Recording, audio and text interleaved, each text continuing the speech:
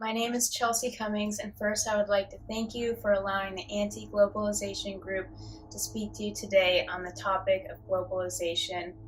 Our mission is to shed some light about what globalization exactly is and how it truly affects the economy, and what bigger corporations don't want the average citizen to know.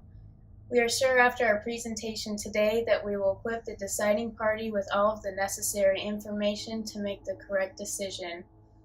We, the defending team, believe that anti-globalization policies should be pursued.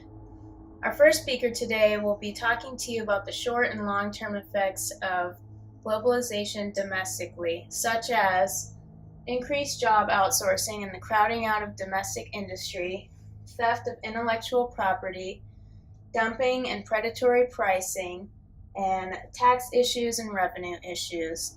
And if you believe the myth that globalization is always better for other countries and that the consequences the United States go through is the most ethical decision, our second speaker today will be talking to you about problems with globalization internationally, such as the degradation of natural resources, the destruction of native cultures, poor working conditions, and increased political pressures. Good afternoon, everyone. My name is Emily Adams, and I would like to provide clarification on international issues that are negatively affected by globalization. Globalization can lead to the degradation of our natural resources, and let me explain how.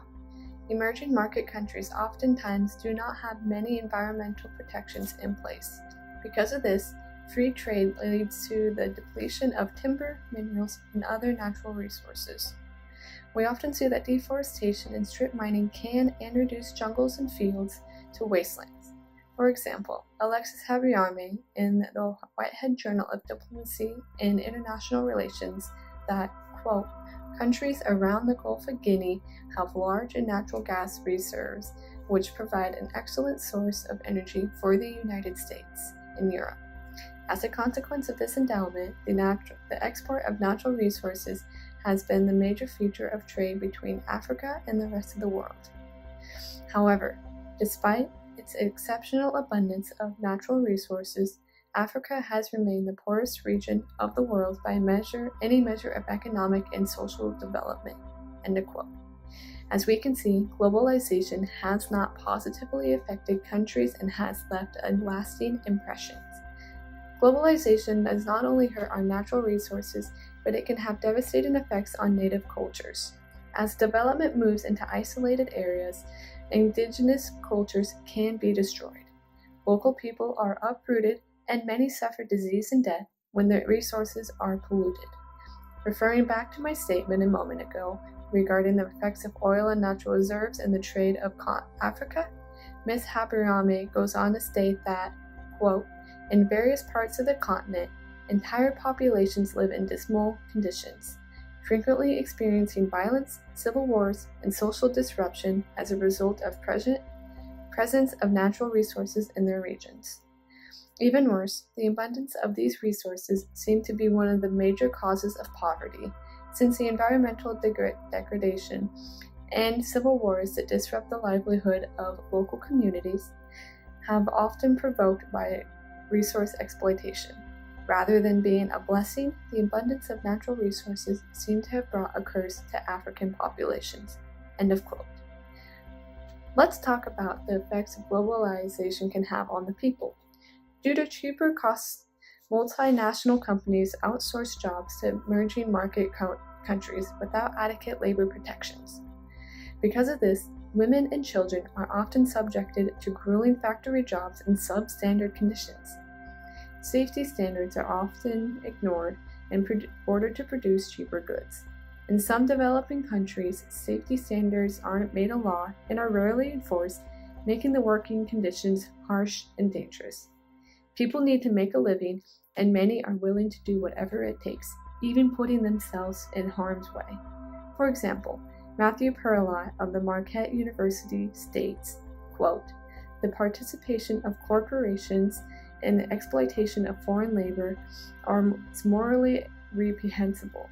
In order to regain a moral justified status, corporations engaged in such outsourcing need to compensate for the unnatural undervaluation of labor and the impression of imbalance between privileged and underprivileged economies. Within each labor industry, each corporation has the moral value to organize a collective effort to support legislation that regulates the international outsourcing of labor in order to provide workers with at least a sustainable living wage. Then, perhaps, an honest day's work will get an honest day's pay. End of quote. Lastly, let's discuss the increased vulnerability and political pressures experienced by countries. From a strategic perspective, free trade can leave a country vulnerable if it causes the demise of critical industries. If a country grows dependent on another for critical products and services, it can be subject to political pressure and denied access to the goods if the agreement is suddenly severed. Moreover, a country with a free trade agreement or a preferential trade agreement with a neighboring country might fight against an expansion of the agreement to other nations if doing so will hurt its own position. One example of this occurred when Russia threatened to break off its trade agreement with the Ukraine and place a tariff on Ukrainian goods when the latter sought closer ties with the European Union. Globalization in this case put countries at a disadvantage with two trade options and are subject to the political pressures of those whom may they trade with.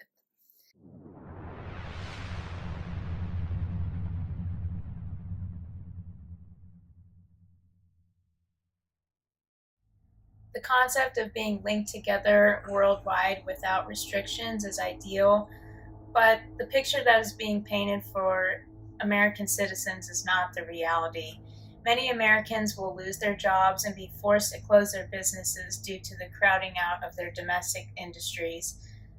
Native people of developing countries will never be able to close the income gap, and their working conditions will continue to be extremely poor if globalization continues to be pursued.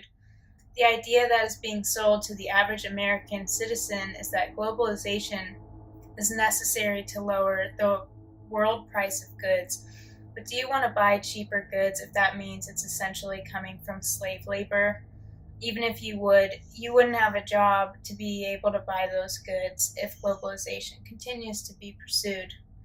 I hope we've been able to resolve any misunderstandings you might have had about globalization today, and we will be available to answer any questions you still may have about globalization and its true effects on our economy.